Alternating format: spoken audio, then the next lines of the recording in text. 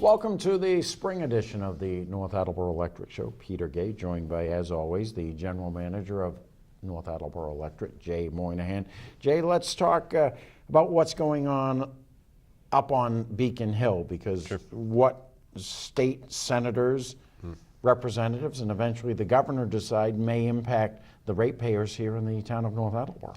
Well, there's a variety of legislative actions that are, and regulatory proposals that are out there that municipal light plants like North Attleborough have to stay abreast of.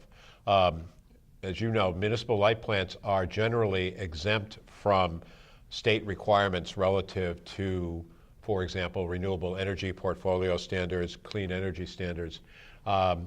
Much of the reason for that is because of the fact that as a group, municipal light plants have a better record than the investor-owned utilities, and oftentimes exceed state requirements with regards to obligations like the renewable portfolio and things like that. So up until these moments, those kind of requirements have not been there on municipal light plants. But there's always movements in the legislature or among administrative agencies to try to create one set of standards that include municipal light plants. And our view is that municipal light plants do a great job of addressing issues like utilizing non-fossil fuel, diversifying their portfolio, and that at the end of the day, it's better to have local people make decisions about their own municipal light plant and its operation. And so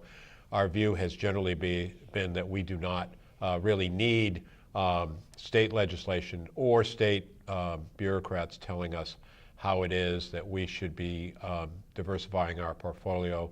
We're already doing that. Absolutely. Cost of service rate study. I know that's something you're always keeping an eye on. You certainly don't want to overcharge the ratepayers. Right. But at the same time, what do you charge? So one of our keys is that we take a look on a regular basis with regards to our rates.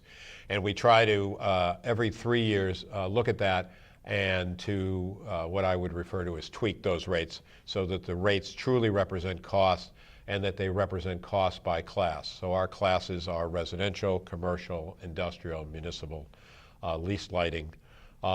And so the longer you go, the more danger there is that the rates themselves will start to not truly reflect costs by class. And you want to make sure that they're accurate for fairness for all the ratepayers who we serve.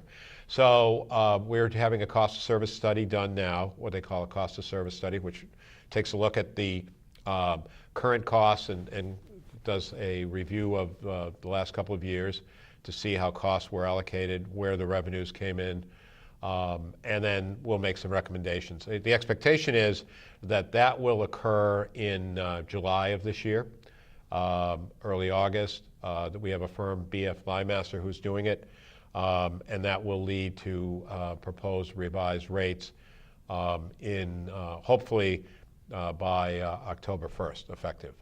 That's consistent with what we did 3 years ago.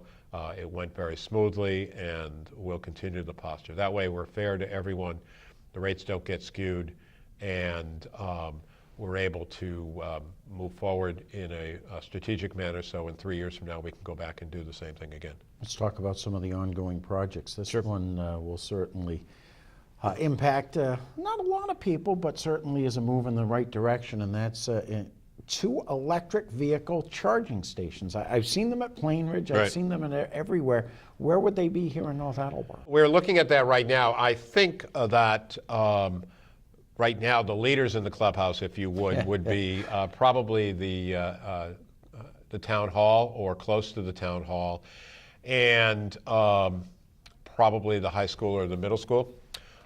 We have funding in place for at least one right now. We're looking through our capital plan to see whether or not there might be some funding that we could refocus on a second site. We have talked to vendors with regards to locating here, so we have a better idea with regards to what the infrastructure would be and what the costs would be and the obligations. There's software that needs to be managed. So we're looking at that. We've talked to the school department and the town. And they've suggested these as their lead sites respectively. So I would anticipate that in June of this year, we probably would be meeting with representatives of the school and town government, talking a little bit about that and seeing if we can move forward to implement that by the fall of this year. How about some other capital improvement projects? So we're working on a variety of others. I think one of the ones that's people will see at least construction work on later this year, early next year, is the expansion of our municipal fiber network. So Chris Mitchell, our project manager, is overseeing that.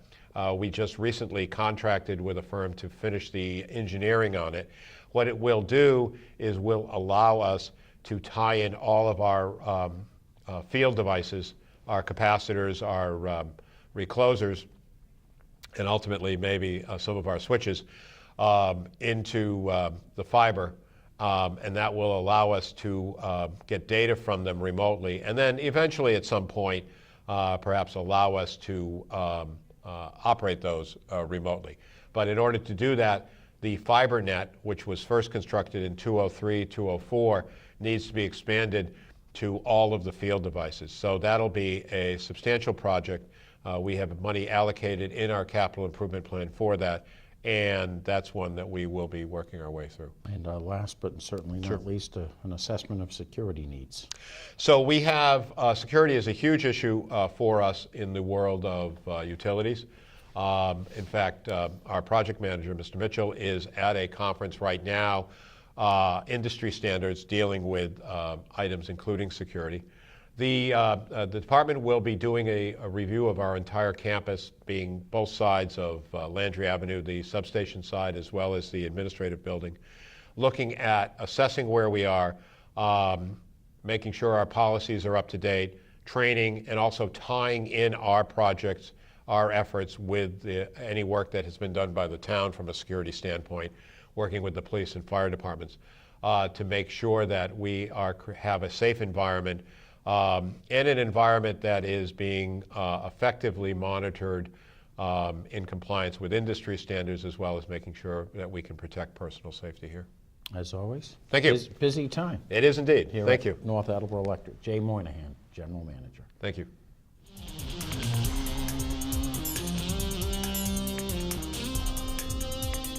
We're joined by Peter Kieley, the IT Director here at NAED. We're big into initials.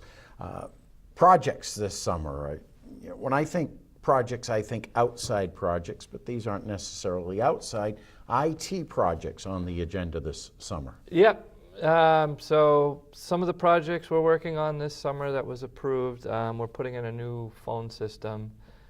We went out to the state contract and was able Which, to... let me begin by saying, that doesn't sound like a big deal, but you think about how technology has changed. A 1990s phone system compared to a phone system today. I mean, the phone systems that you can get today, things like getting your voicemail, I mean, it's little things like that, getting your voicemail in an email, as opposed to having to, be at your phone and picking it up and, dialing your voicemail direct from there, and as well as forwarding phone calls to your cell phone and things like that. Just makes it so much easier, makes you more accessible, which I think in this day and age is a lot of people want that. Well, especially in this line of work, because if someone is out of the office, they're out in the field, it may be a very important call. Absolutely. Having something to do with a project that needs to be completed, and it's instant. Absolutely, yep. So yeah, because not to mention, the phone system is 25 years old that we have here now. It's served its purpose for a long time, and it's time for an upgrade so we can get access to those new technologies. Also, we've had a couple of components fail on the old system, and it's very difficult to find parts for it. So trust me, I know we have the same problem at North TV, and our phone system's only 12 years old. I know enhancement of the FiberNet and especially backup here at NAED is also on the agenda. Yep. So one of the things, so we have 2 internet connections currently that come into our main building here. One of them is a kind of an old technology, so I'm looking to upgrade that. It's like 2 old DSL lines. And so what we're doing now is we're bringing in another Verizon high-speed connection line, fiber line that will allow that if, say, our main Comcast line goes down, you won't see a huge degradation in internet speed. And we do a lot of things in the cloud now, and we're pushing more stuff up to the cloud. So having that extra bandwidth is going to be crucial as we move forward. I know the other big project, and you're going to have to explain this one to me, the mobile service order app. So when I came here about 3 years ago, I noticed as I got acclimated to the way processes are done here, a lot of times when customers call and we generate service orders, those get sort of printed out on a special colored piece of paper that then get handed off to the either the meter department or in some cases the line crew. They take those out into the field, physical pieces of paper, and then they do whatever they have to do. They write their notes on that piece of paper, it comes back, and then it gets handed back and it gets keyed in. So there's sort of a lot of time where you don't know where that that piece of paper is there, and reading somebody's handwriting versus and trying to determine what happened out there in the field without actually having that physical conversation with the person who may be out sick or on vacation or whatever. So it kind of creates a lot of duplication in efforts because you've got to, print it, write it, come back, type it back in. So what we're looking to do now is push that out to mobile technology. So what would happen now is a customer calls in, a service order gets generated, that would then electronically get transferred to a mobile device. Like an iPad type device, which the technician out in the field could address while they're out. And as they're, working on that service order, it's updating in real time. And then electronically it gets sent back and then can get processed. Things like meter reads, when you have to do finals on accounts, disconnects, things of that nature could all be handled electronically. It also helps, kind of creates a clear communication path and gives management a better view into status of service orders. Because this system we're looking at, it maps where all of the service orders are getting generated. So when somebody's out in the field, they can see you can just look at a map and see exactly where those service orders are. So very exciting.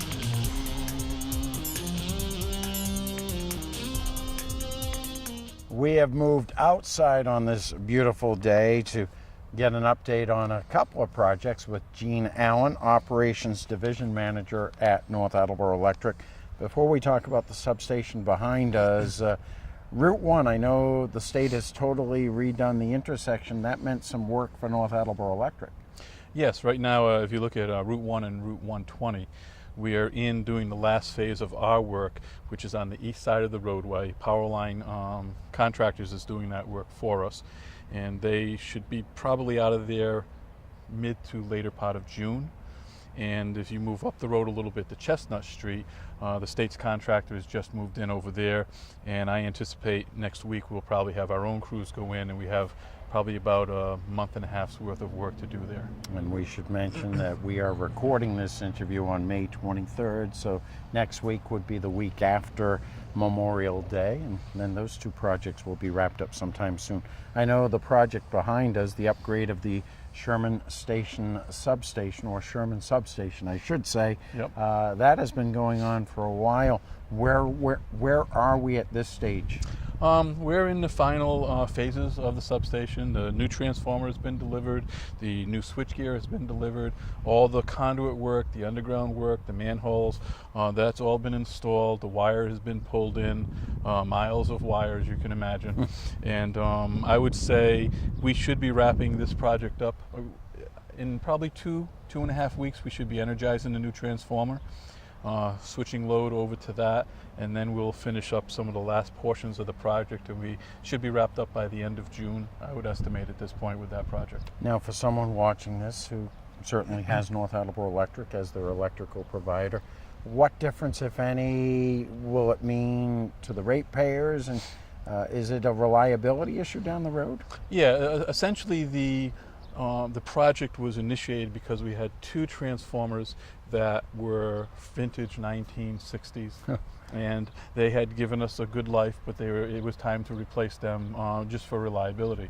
So what we've done is we've replaced that with one transformer that goes from the 115 down to the 13.8, which is our distribution system, and it's all about reliability.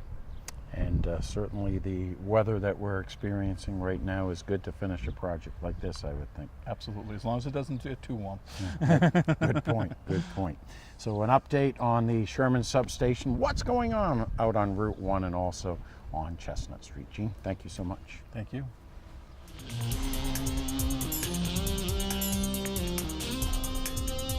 Heather, let me begin by asking about the new position.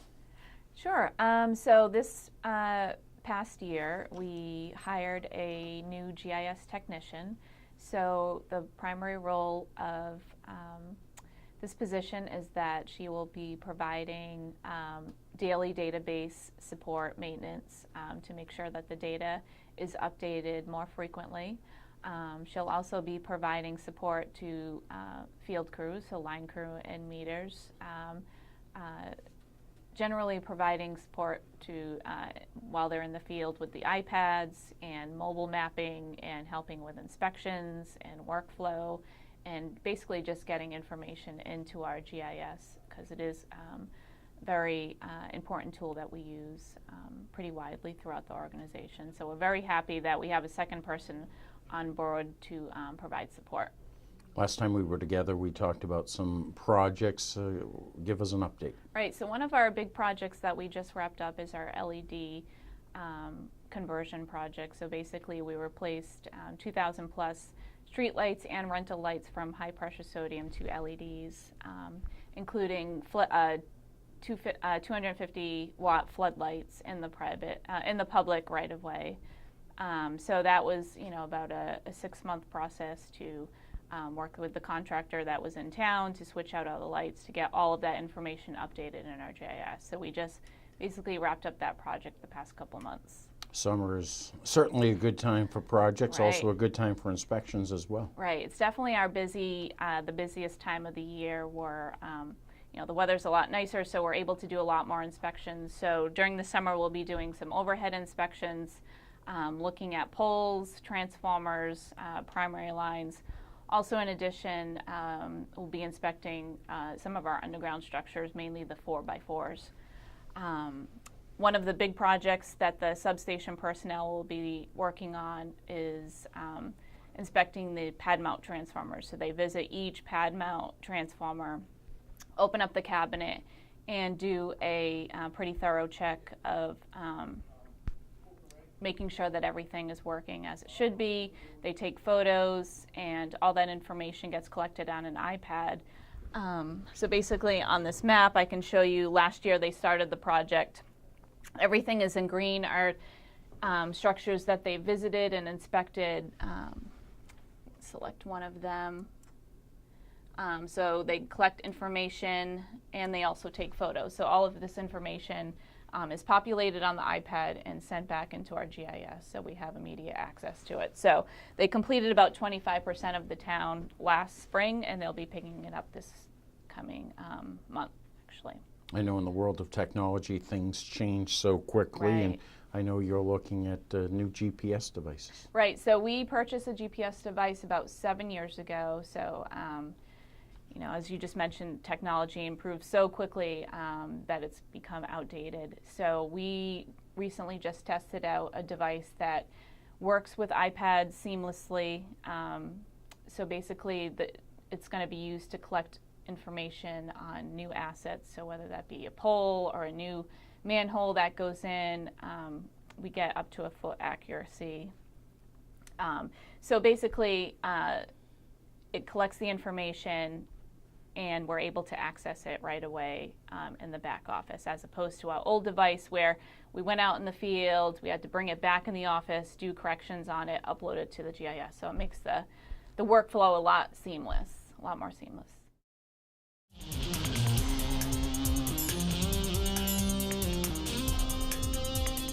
Danielle, first of all, welcome to the North Attleborough Electric Show. I understand you're going to give us a demonstration of the new device. Yeah, I'm going to show you the results of some of the field testing I did with the new device. So the biggest thing is its ability to work seamlessly with the iPad and give both us and our field crews correct real-time data. So instead of having to bring the device back, correct it, and then look at it on a map, it will do that real time. So one of the places I went was just an open parking lot, mostly because if I look at an aerial view, I can see the lines. So I know that if the lines I take are correct, they should line up with what I can see. And the green is the testing from the new device using its ability to correct its GPS data in a real-time fashion. You can see it lines up perfectly with those test parking lines. And as a comparison to show what we would be working with in the field without that ability, you can see the orange where its accuracy is anywhere from a couple feet to 9 feet. And if our crew are doing something with underground lines, things like that, where you can't physically see to verify, then obviously if something's 9 feet off, that's not going to be helpful. With this, the accuracy that we get is about 1/2 inch at most in open conditions. That's so incredible. We know it really is, and it's that ability to correct the data real time that makes it so valuable.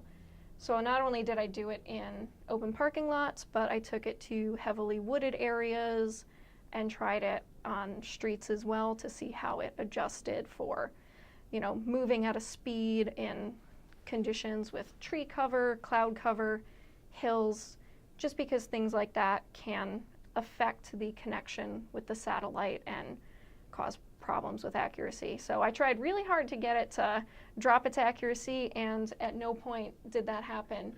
You can see this is when I just put it on driving. It's in the high street area, so it goes from wooded to more populated, and you can see it.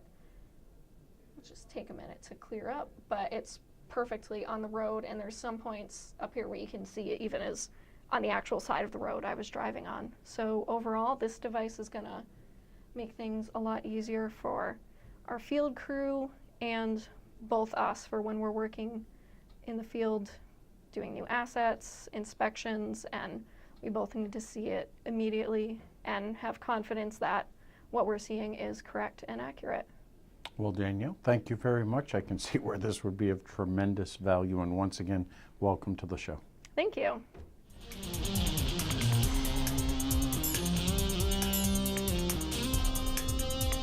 We have moved downstairs into the office of Marie McCabe, Customer Service Collections Representative.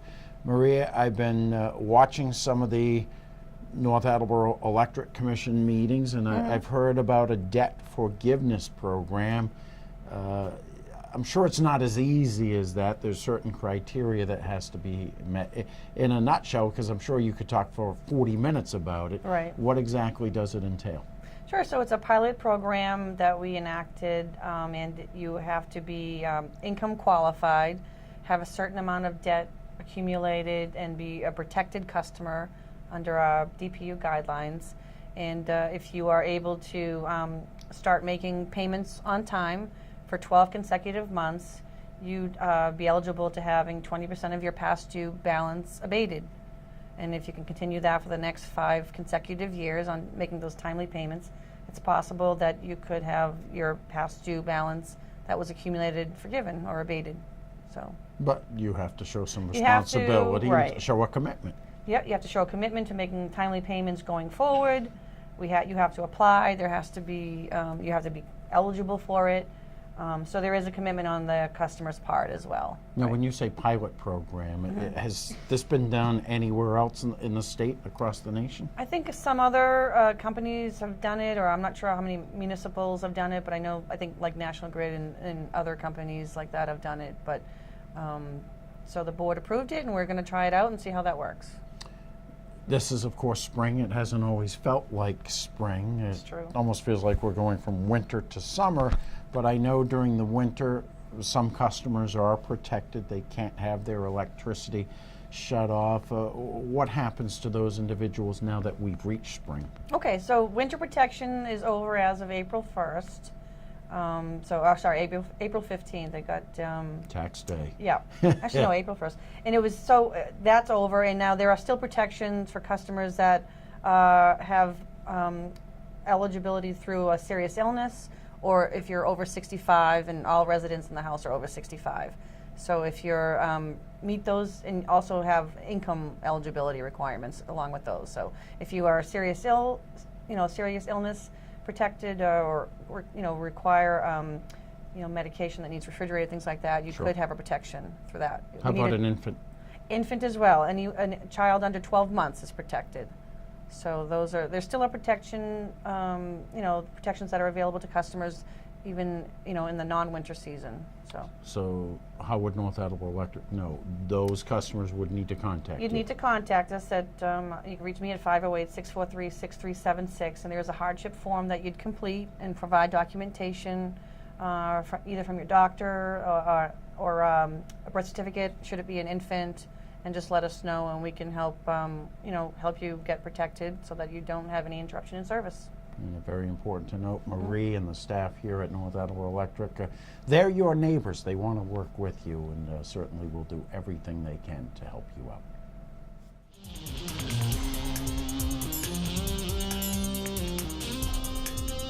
We've moved into the office of Michelle Dobson, and Michelle, I can already see some things have changed as far as energy audits, which I've had one done. We are already saving money, and I would highly recommend. So the look is completely different. Yep, I just wanted to let everybody know that the state is pretty much all over energy efficiency, and there's a lot of legislation up on the Hill about audits and ways to save money. So this year they've instituted a very pretty looking energy audit, and it really goes into detail on things that you can do, money that can be saved, and it's very detailed versus our old audits were just a couple of pages of information. This has got pictures in it and definitely different ways to save money, what the return on investment would be. So it's a really good product that we're kind of proud of putting out there. And how does one go about getting an energy audit done in their home? Very easily, just call me first, North Attleborough Electric, and we will set you up with Energy New England, who does our audits for us, and they'll come out within a week or two. We are approaching summer. We're approaching the hot Thank weather. goodness. People will be going out to buy their window air conditioners. What should they be looking for?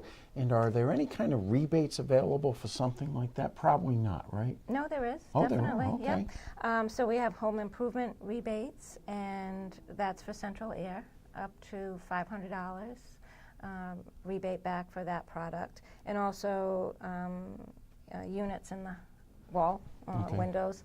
So if you're upgrading to those, there's a rebate for those also.